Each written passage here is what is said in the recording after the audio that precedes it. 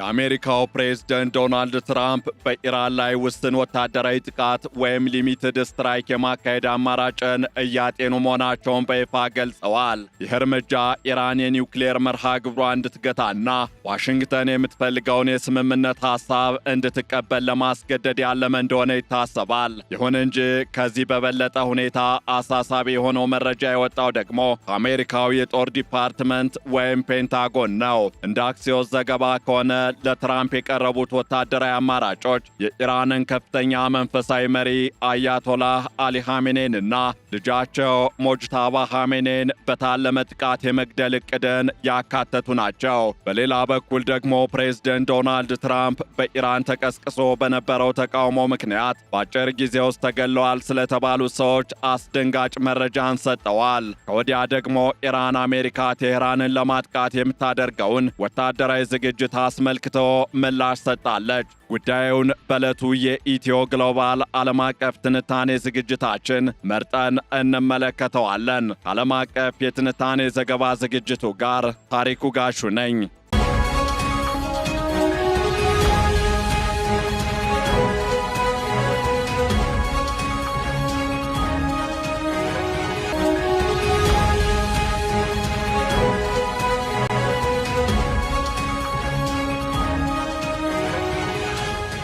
የአሜሪካና የኢራን ወቅታዊ ሁኔታ ከጄኔቫው ድርድር በኋላ ይሻሻላል ተብሎ ቢጠበቅም በተቃራኒው እጅግ አሳሳቢ ደረጃ ላይ ደርሷል። ፕሬዝዳንት ዶናልድ ትራምፕ በኢራን ከፍተኛ ባለስልጣናት ላይ ያነጣጠረ ውስንና የተጠና ወታደራዊ ጥቃት የመሰንዘር አማራጭን እያጤኑ መሆናቸውን በይፋ አረጋግጠዋል። ይህ የፕሬዝደንቱ ግልጽ መልእክት ደግሞ ቀጠናውን ወደ ከፋ ግጭት ሊያስገባ ይችላል የሚል ስጋትን ደቅኗል። በሁለቱ ሀገራት መካከል የተፈጠረው ወቅታዊ ውጥረት የመጣው ባለፈው ዓመት አሜሪካና እስራኤል የኢራንን 3 ዋና ዋና የኒውክሌር ተቋማት በቦምብ መደብደባቸውን ተከትሎ ሲሆን አሁን ደግሞ ፕሬዝደንት ትራምፕ የኢራንን የኒውክሌር መርሃ ግብር ዳግም እንዳያንሰራራ ለማድረግ ጠንካራ እርምጃ እንደሚወስዱ እየዛቱ ይገኛሉ። በተለይም ፔንታጎን ለትራምፕ ያቀረበው ወታደራዊ አማራጭ የኢራኑን ከፍተኛ መሪ አያቶላህ አሊ ኻሜኔንና ልጃቸውን ሞጅታባ ኻሜኔን ኢላማ ያደረገ ግድያ መፈጸምን እንደሚጨምር መዘገቡ ጉዳዩን ወደ ለየለት ጦርነት ሊቀይረው የሚችል አደገኛ አካሄድ መሆኑን ያሳያል። ሆኖም በሌላ በኩል ሁለቱ ሀገራት በኦማንና በኳታር አደራዳሪነት በጄኔቫ የዲፕሎማሲ ንግግር ባለፈው ሳምንት ማድረጋቸው እንዲሁም በቀጣይ እንደሚገናኙ መግለጻቸው አሁንም ለሰላማዊ መፍትሄ ትንሽም ቢሆን እድል መኖሩን ይጠቁማል። ከዚህ ባሻገርም የኢራኑ የውጭ ጉዳይ ሚኒስትር አባስ አራግቺ በትላንትናው ዕለት ባስተላለፉት መልእክት ኢራን ለሰላምና ለዲፕሎማሲ ዝግጁ መሆኗን ገልጸዋል። ሚኒስትሩ የዲፕሎማሲ መፍትሄ በእጃችን ላይ ነው፣ በቀላሉ ልናሳካው እንችላለን በማለት ስምምነት ላይ መድረስ እንደሚቻል ያላቸውን ተስፋም ገልጸዋል። ሆኖም አሜሪካ በመካከለኛው ምስራቅ እያደረገችው ያለውን ከፍተኛ የወታደራዊ ኃይል ክምችት አላስፈላጊና የማይጠቅም ወይም በእርሳቸው አገላለጽ አነሰሰሪ ኤንድ አንሄልፕፉል ሲሉ ኮንነውታል። ዋሽንግተን በአሁኑ ወቅት 2 አውሮፕላን ተሸካሚ ግዙፍ መርከቦችንና በደርዘን የሚቆጠሩ ተዋጊ ጀቶችን በቀጠናው አሰማርታለች። በተለይም በዓለም ላይ ግዙፍ የሆነው ዩኤስኤስ ጀራልድ አር ፎርድ የተባለው የአውሮፕላን ተሸካሚ መርከብ ወደ ባህረ ሰላጤው እያመራ መሆኑ ተዘግቧል። አራግቺ ይህንን ወታደራዊ ጫና በመቃወም የወታደራዊ አማራጭ ጉዳዩን ከማወሳሰብ ባለፈ ለእኛም ሆነ ለመላው ቀጠናው እንዲሁም ለዓለም አቀፉ ማህበረሰብ አስከፊ መዘዝ ያመጣል ሲሉ አስጠንቅቀዋል።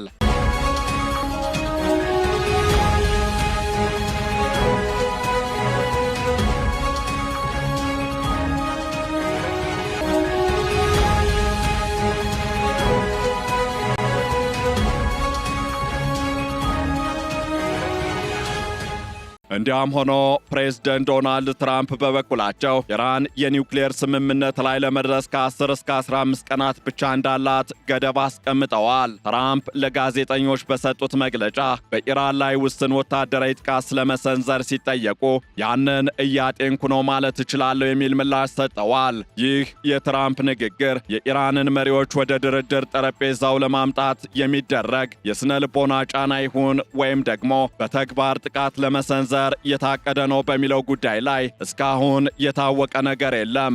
ዋይት ሃውስም ቢሆን የፕሬዝደንቱን ሐሳብ በሚመለከት ፕሬዝደንት ትራምፕ ምን ሊያደርጉ ወይም ላያደርጉ እንደሚችሉ የሚያውቁት እርሳቸው ብቻ ናቸው በማለት የሚስጥራዊነት አቋሙን ይዟል። ሌላውና ከፍተኛ ትኩረትን የሳበው ጉዳይ ደግሞ ፕሬዝደንት ትራምፕ የኢራኑን መንፈሳዊ መሪ አሊ ኻሜኔን እና ልጃቸውን ሞጅታባ ኻሜኔን የመግደል ዕቅድ ቀርቦላቸዋል የሚለው መረጃ ሆኗል። አክሲዮስ የዜና ወኪል እንደዘገበው ከፔንታጎን ለትራምፕ ከቀረቡት አማራጮች አንዱ አያቶላ አሊ ኻሜኔን እንዲሁም ልጃቸውን ማለትም ሞጅታባ ኻሜኔን ከዚህ ባሻገርም ሙላሃዎችን ወይም አያቶላህ አሊ ኻሜኔ በታች የሚገኙ ሃይማኖታዊ መሪዎችን ማስወገድ የሚል ነው። የመንፈሳዊ ጠቅላይ መሪው ልጅ ሞጅታባ ኻሜኔ የአባታቸው ተተኪ ሊሆኑ እንደሚችሉ የሚታመን ሲሆን በእነዚህ መሪዎች ላይ የሚሰነዘር ማንኛውም ጥቃት በሁለቱ ሀገራት መካከል ያለውን ግንኙነት ወደማይመለስበት ደረጃ ያደርሰዋል። ከዚህ ጋር በተያያዘም አንድ የትራምፕ ከፍተኛ አማካሪ ፕሬዝደንቱ ገና ጥቃት ለመሰንዘር አልወሰኑም፣ ሆኖም ግን ነገ ጠዋት ተነስተው ድንገት በቃ ይበቃል ሊሉ ይችላሉ ብለዋል። ይህ የሚያሳየው ትራምፕ ስልታዊ ብዥታን ወይም ኮንፊውዥን በመፍጠር ኢራንን ግራ ለማጋባት እየሞከሩ መሆናቸው ነው። በሌላ በኩል ደግሞ በኒውክሌር ማበልጸግ ዙሪያ ሁለቱ ወገኖች የተለያየ አቋም እያንጸባረቁ ይገኛሉ።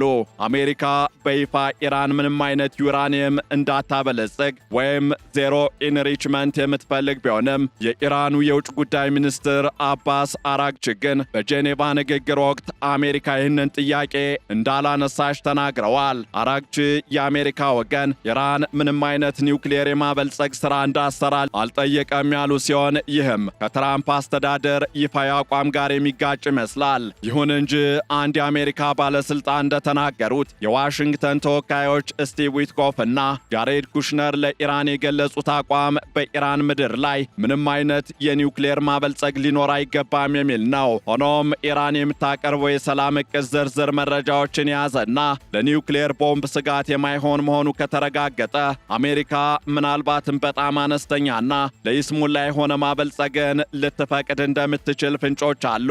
በሌላ በኩል ደግሞ በኢራን ውስጥ ላለው የሰብአዊ መብት ሁኔታም ፕሬዝደንት ትራምፕ ጠንከር ያለ አስተያየት ሰጠዋል። በቅርቡ በኢራን በተቀሰቀሰው ህዝባዊ ተቃውሞ ወቅት በአጭር ጊዜ ውስጥ 32,000 ሰዎች ተገለዋል ሲሉ ተናግረዋል። ትራምፕ አክለውም የኢራን ህዝብ ከመሪዎቹ በጣም የተለየ ነው፣ በጣም አሳዛኝ ሁኔታ ላይ ነው፣ ለኢራን ህዝብ በጣም አዝናለሁ፣ በገሃነም ውስጥ ነው እየኖረ ያለው ብለዋል። የኢራኑ የውጭ ጉዳይ ሚኒስትር አባስ አራግቺ ግን ይህንን ቁጥር ውድቅ በማድረግ በሽብር ጥቃት የሞቱ ሰዎች ቁጥር 3117 ብቻ መሆኑን በመጥቀስ ትራምፕ ማስረጃ እንዲያቀርቡ ጠይቀዋል። በሌላ በኩል ደግሞ በተመሳሳይ ወቅት አምነስቲ ኢንተርናሽናል በጥር ወር በኢራን ከተደረገው ተቃውሞ ጋር በተያያዘ ቢያንስ 30 ሰዎች የሞት ቅጣት እርምጃ ስጋት እንዳለባቸው በማስጠንቀቅ የኢራንን የፍትህ ስርዓት ተችቷል። ያም ሆነ ይህ አሜሪካ በቀጠናው እያደረገችው ያለው ከፍተኛ ወታደራዊ ዝግጅት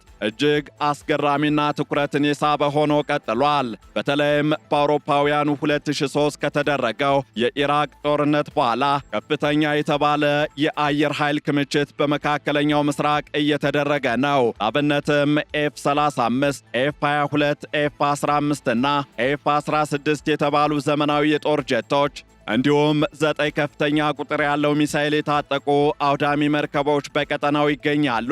ይህ ሁሉ ዝግጅት ኢራን በ15 ቀናት ውስጥ ከዋሽንግተን ጋር አጥጋቢ ስምምነት ካላደረገች ወታደራዊ እርምጃ ሊወሰድ እንደሚችል የሚያሳይ ሆኗል።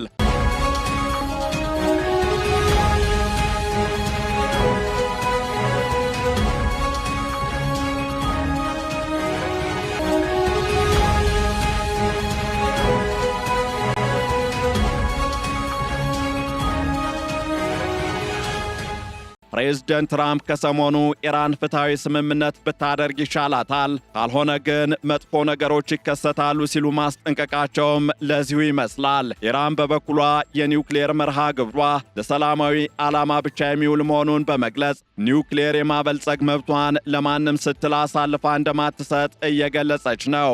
እናም የኢራንና አሜሪካ ውዝግብ ወደ 3 ዋና ዋና አቅጣጫዎች ሊሄድ እንደሚችል መገመት ይቻላል። የመጀመሪያውና ተመራጭ የሆነው ሁኔታ ሁኔታ የመጨረሻ ደቂቃ ስምምነት ወይም ላስት ሚኒት ዲል ነው። ትራምፕ ለኢራን ከ10 እስከ 15 ቀናት የሚቆይ ቀነ ገደብ ሰጥተዋል። በዚህ ጊዜ ውስጥ ኢራን አሜሪካንና አጋሮቿን የሚያረካ ዝርዝር የሰላም ሐሳብ ካቀረበች ጦርነቱ ሊቀር ይችላል። አራግቺ በሚቀጥሉት ጥቂት ቀናት ውስጥ በጄኔቫ ለተካሄደው ድርድር ረቂቅ ሐሳብ እንደሚያቀርቡ ተናግረዋል። ይህ ሐሳብ በኢራን ከፍተኛ አመራሮች ዘንድ ተቀባይነት ካገኘና ለአሜሪካ ልዩ መልእክተኛ ስቲቭ ዊትኮፍ ከቀረበ ለዘላቂ ስምምነት መንገድ ሊከፍት ይችላል። ሁለተኛው ሁኔታ ደግሞ ፕሬዝደንት ዶናልድ ትራምፕ አሁን እያጤኑት ያለው ውስን ወታደራዊ ጥቃት መፈጸም ነው። ይህም ኢራን በተሰጠችው ቀነ ገደብ ውስጥ ለአሜሪካ አጥጋቢ መልስ ካልሰጠች ትራምፕ የኢራን የኒውክሌር ተቋማት ወይም ወታደራዊ ማዕከላት ላይ ያነጣጠረ ጥቃት እንዲፈጸም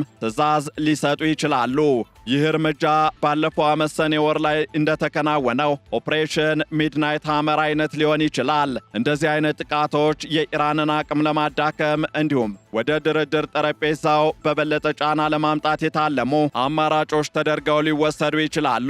ሦስተኛውና እጅግ አደገኛው ሁኔታ ደግሞ ቀጥተኛ የአመራር ግድያና መጠነ ሰፊ ጦርነት ወይም ታርጌትድ ሊደርሺፕ ኪሊንግ ኤንድ ፉል ስኬር ዋር ነው። ትራምፕ ለአያቶላህ አሊ ኻሜኔይና ለልጃቸው የተዘጋጀውን የግድያ ዕቅድ ለመተግበር ከወሰኑ ይህ በቀጠናው ውስጥ ከቁጥጥር ውጭ የሆነ ጦርነትን ሊቀሰቅስ ይችላል። እንዲህ ያለው እርምጃ በኢራን በኩል ከፍተኛ አጸፋ እርምጃን የሚጋብዝ ሲሆን የአሜሪካን ወታደራዊ ተቋማትና አጋሮች በተለይም ደግሞ እስራኤልን ለከፍተኛ አደጋ ያጋልጣል። የአውስትራሊያ መንግስትና ሌሎችም ዜጎቻቸውን በአስቸኳይ ከኢራን እንዲወጡ ያሳሰቡትም ይህንኑ የጦርነት ስጋት ከግምት ውስጥ በማስገባት ነው። እናም የአሜሪካና የኢራን ግንኙነት አደገኛ መስቀለኛ መንገድ ላይ ቆሟል። የኢራን መሪዎች ክብራቸውን ዝቅ የማያደርግ ቋንቋ እንደሚፈልጉ ቢገልጹም ትራምፕ ግን የጥንካሬ ቋንቋ ብቻ ውጤት እንደሚያመጣ ያምናሉ። ከዚህ ጋር በተያያዘ አራግቺ ዲል ኢዝ አቺቬብል በት ኢት ሹድ ቢ ፌር ኤንድ ቤዝድ ኦን ኤ ዊን ዊን ሶሉሽን ወይም ስምምነት ላይ መድረስ ይቻላል፣ ነገር ግን ፍትሐዊና የሁሉንም ተጠቃሚነት ያረጋገጠ መሆን አለበት በማለት የኢራንን ፍላጎት እያንጸባረቁ ይገኛሉ። ፕሬዝደንት ትራምፕ በበኩላቸው ዊ አር ጎይንግ ቱ ሜክ ኤ ዲል ኦር ጌት ኤ ዲል ዋን ዌይ ኦር ዘ አዘር እያሉ ይገኛሉ። ይህም ማለት በአንድ ወይም በሌላ መንገድ ስምምነት እናደርጋለን አሊያም ስምምነት እንዲኖር እናደርጋለን በማለት ወታደራዊ እርምጃን እንደ አማራጭ ያስቀመጡበት አካሄድ ነው። እናም በመጪዎቹ 2 ሳምንታት ውስጥ የሚታዩ ዲፕሎማሲያዊ እንቅስቃሴዎች የቀጠናውን የወደፊት ዕጣ ፈንታ የሚወስኑ ይሆናሉ። ኢራን የምታቀርበው የድርድር ረቂቅ ሐሳብ የአሜሪካን የኒውክሌር ስጋት ማርገብ ካልቻለና ትራምፕ ወታደራዊ እርምጃ ለመውሰድ ከወሰኑ መዘዙ እጅግ ከባድ ይሆናል። በተለይም አሜሪካ እያጤነችው ያለው የመሪዎች ግድያ ዕቅድ ተግባራዊ ከሆነ መካከለኛው ምስራቅ ከዚህ ቀደም አይቶት ወደማያውቀው ትርምስ ውስጥ ሊገባ ይችላል። ይሁን እንጂ ሁለቱም ወገኖች የጦርነትን አስከፊነት ስለሚያውቁ በመጨረሻው ሰዓት ለኢራን አይን ማረፊያ የሚሆንና ሙሉ በሙሉ በሂደቱ ፍላጎቷን አሳልፋ እንዳልሰጠች እንዲሰማት የሚያደርግ አነስተኛ ኒውክሌር ማበልጸግን የሚፈቅድና ጠንካራ ቁጥጥር ያለበት ስምምነት ላይ ሊደርሱ የሚችሉበት ዕድል ሰፊ ነው። እንዲያም ሆኖ ፕሬዝደንት ትራምፕ ለኢራን ሕዝብ ያላቸው አዘኔታ እንዲሁም በመሪዎቹ ላይ ያላቸው ጥላቻ በቀጣይ ለሚወስዱት እርምጃ መነሻ ሊሆን ይችላል። ይህንን ዓለም አቀፍ ትንታኔ ስናዘጋጅ አናዶሉ፣ ቢቢሲና ኢራን ኢንተርናሽናልን በዋቢነት ተጠቅመናል።